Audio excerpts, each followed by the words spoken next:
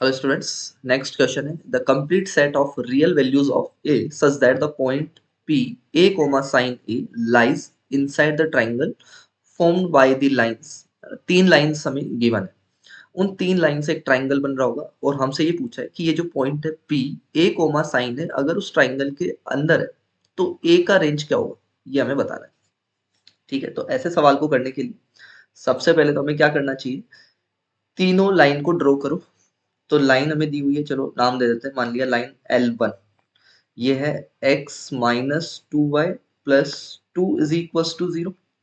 Line 2 हमें given है x plus y is equal to 0। Line 3 हमें गिवन है x minus y minus pi is equal to 0। ठीक है, कोऑर्डिनेट एक्सिस पर एक बार इन तीनों लाइंस को हम लोग ड्रॉ करते हैं। तो मान लिया ये हमारा x एक्सिस या सॉरी y एक्सिस और ये मान लिया है हमारा x एक्सिस, ये x और ये y एक्सिस, ये हो गया हमारा ओरिजिन। L1 लाइन को ड्रॉ करते हैं, x माइनस 2y प्लस 2 बराबर 0। सबसे पहले y को अगर मैं 0 पुट कर रहा हूँ तो x मिलेगा -2, तो मान लिया यहाँ कहीं होगा, और y 0 तो या x 0 तो y हो जाएगा 1, तो यहाँ कहीं। ये कुछ लाइन है हमारा L1। ठीक है,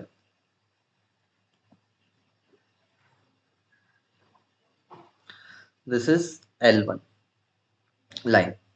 इसी तरह से x प्लस वाई बराबर 0 लाइन कैसी होगी, तो ये तो है y बराबर माइनस एक्स लाइन, तो ये ऐसा कुछ होगा। इन दोनों का ये जो पॉइंट ऑफ इंटरसेक्शन है इसको हमने नाम दे दिया पॉइंट ए। ठीक है, तीसरी लाइन है x minus y minus pi बराबर 0, तो y को अगर 0 रख रहे हैं तो x मिलेगा पाई, तो मान लिया यहाँ कहीं पाई। और जैसे ही x को 0 रखेंगे तो y मिलेगा माइनस पाई, तो यहाँ कहीं। तो ये तीसरी लाइन है। ठीक है, ये टेढ़ा हो गया, तो मान लिया ऐसी कोई लाइन, पाई को हम लोग थोड़ा इधर बना लेते हैं रफली, दिस इज पॉइंट मान लिया पाई। ठीक है, और ये जो लाइन है L1 ये इस L3 लाइन को यहाँ जाके मिल रही है, मान लिया पॉइंट B, और इस पॉइंट को नाम दे दिया point C। This is L3 line और ये वाली थी हमारे पास L2 लाइन। अब पहला काम तो ये करना है कि कोऑर्डिनेट एक्सिस पर तीनों लाइन को ड्रॉ किया।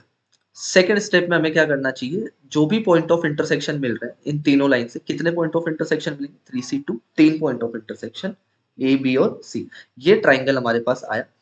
तो सबसे पहला काम हमने कर लिया। दूसरा काम अब क्या है, इनके पॉइंट ऑफ इंटरसेक्शन फाइंड करना है, मतलब पॉइंट ए के कोऑर्डिनेट्स क्या होंगे, तो उसके लिए हमें सोल्व करना है फॉर ए। ए किसका पॉइंट ऑफ इंटरसेक्शन है, L1 और L2 का, तो L1 from L1 and L2, L1 and L2। y की जगह माइनस एक्स रखेंगे तो x प्लस 3x या 2x हो जाएगा, plus 2 is equal to 0। So x तो मिला हमें यहाँ से कितना, -2/3। x का वैल्यू आया -2/3, और अगर x -2/3 है सो दिस इम्प्लाइज y हो जाएगा +2/3, क्योंकि किस लाइन के ऊपर है पॉइंट, x प्लस वाई बराबर 0। ठीक है, तो a के कोऑर्डिनेट्स हमने निकाल दिए, ये हो गया -2/3 कोमा 2/3। ठीक है, अब हम निकालते हैं चलो पॉइंट b के कोऑर्डिनेट्स।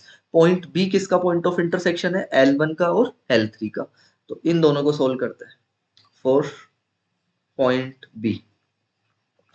तो दोनों का इक्वेशन लिखते हैं, L1 का और L3 का, +2 इज इक्वल टू 0, और L3 का इक्वेशन है x minus y minus pi is equal to 0।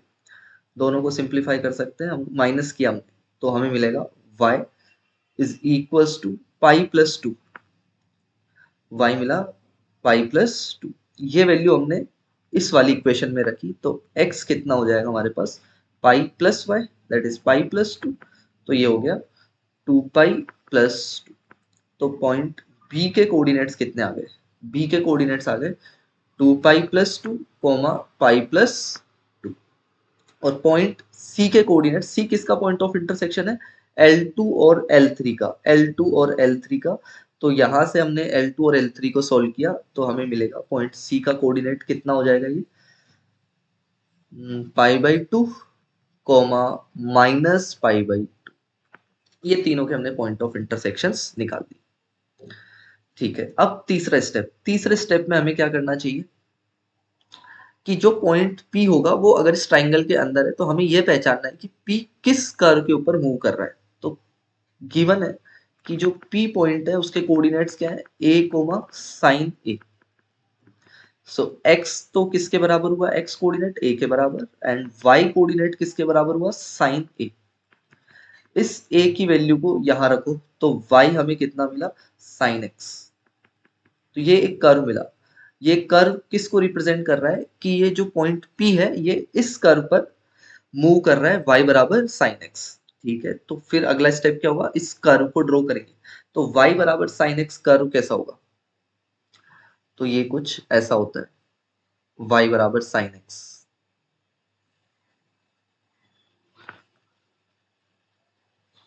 इस कर्व के ऊपर मूव कर रहा है पॉइंट हमारा।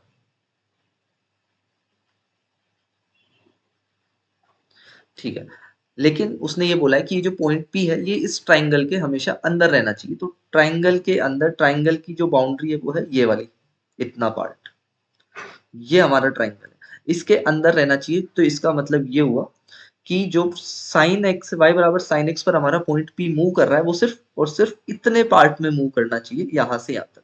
जैसे ही पॉइंट इस पाई को क्रॉस करेगा तो वो ट्राइंगल के बाहर हो जाएगा। तो इसका मतलब P जो पॉइंट है हमारा वो सिर्फ और सिर्फ इतने रीजन में होगा, इस रीजन में। क्या पॉइंट P इक्वल्स टू 0 भी हो सकता है क्या, मतलब इस ओरिजिन पर भी आ सकता है क्या, नहीं। अगर ओरिजिन पे आ गया तो वो इस लाइन के ऊपर आ गया, वाई जो कि ट्राइंगल का एक पार्ट है। तो हमसे तो ये बोला है कि जो पॉइंट है वो ट्राइंगल के अंदर होना चाहिए। तो इसका मतलब वो ट्राइंगल के ऊपर भी नहीं हो सकता। तो इसका मतलब वो 0,0 पर भी नहीं आएगा और वो π,0 पर भी नहीं आएगा। इसीलिए दोनों पर हमने ओपन इंटरवल लगाया। तो अगर पॉइंट P यहाँ पर मूव कर रहा है तो इस बात से हमें ये समझ में आ रहा है कि पॉइंट P का जो x कोऑर्डिनेट है वो यहां से लेकर के यहां तक मूव कर रहा है। पॉइंट P अगर इस कर्व के ऊपर मूव कर रहा है, इस बात का मतलब ये हुआ कि पॉइंट P का जो x कोऑर्डिनेट है इस कर्व पर वो कम से कम कितना हो रहा है, 0, और ज्यादा से ज्यादा कहां तक जा रहा है, पाई तक, ओपन इंटरवल बोथ साइड। तो इसीलिए जो पॉइंट P का x कोऑर्डिनेट है, x coordinate of point P कहां से कहां तक होना चाहिए, 0 से लेकर पाई।